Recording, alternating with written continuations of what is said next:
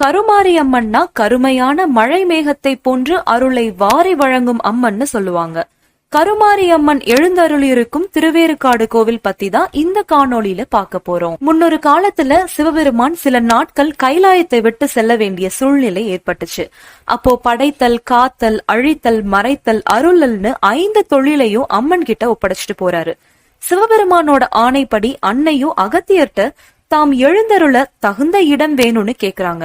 அகத்தியர் உடனே வேர்க்காடு இருக்கிற இடத்தை காட்டி இந்த இடம் தங்களுக்கு உகந்தது அன்னையேன்னு சொல்றாங்க. இந்த இடத்துல அம்மன் கருமாரியா 2 உருவம் கொண்டு காட்சி அளிக்கிறாங்க. முதல் உருவம் பிரகாசத்தோட இருந்தது. 2ஆம் உருவம் நீல நிற உருவத்தோட மகாவிஷ்ணுக்கு காட்சி கொடுக்கறாங்க. அப்படி வந்த அம்மன் ஒரு குறி சொல்லும் பெண் போல உருவத்தோட இருந்தாங்க. கருமாரி அம்மன் சூரிய பகவானுக்கு குறி சொல்ல போறாங்க. ஆனா சூரிய பகவானுக்கு அது கருமாரி அம்மன் தெரியாது. அதனால அந்த